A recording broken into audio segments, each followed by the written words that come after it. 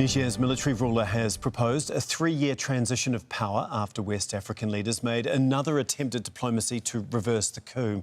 The statement by General Abdourahmane Tchiani followed talks with a delegation from West Africa's main regional bloc, ECOWAS. They also met Niger's deposed president.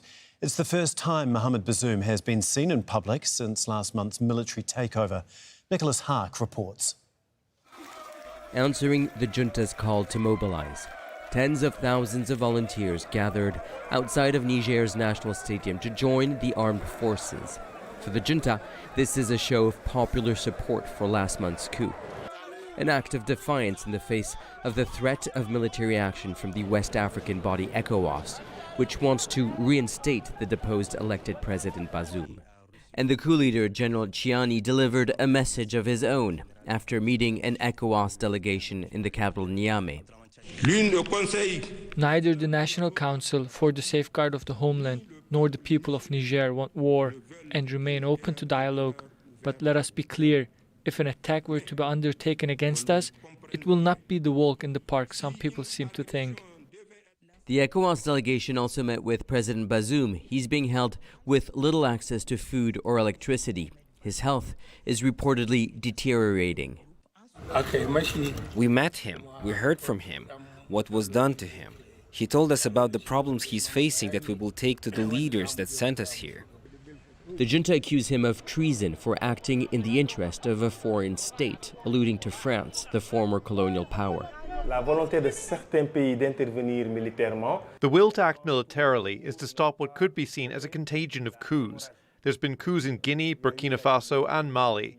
Countries who carry the ECOWAS mandate, like Senegal and Ivory Coast, want to stop this. But these states are seen as too close to France, the former colonial power.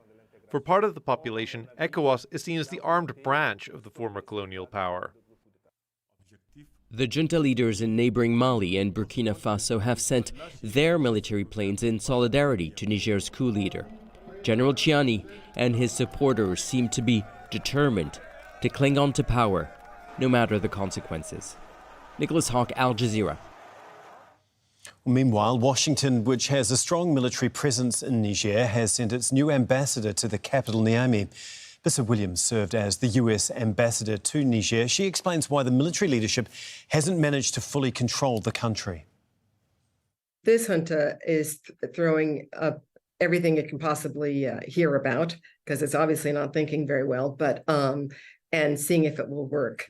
They have professed to want to have freedom of choice, yet they have repressed any of the pro-Bazoum demonstrations. And my understanding is that there have been demonstrations all over the country, or attempted demonstrations. They have the guns. I also have heard lots of reports about discontent within the military, and you are seeing a lot of vulnerability in Niger right now, since so many of the armed forces have been pulled into where Niamey is and away from the outskirts of the other regions of the country, leaving it wide open.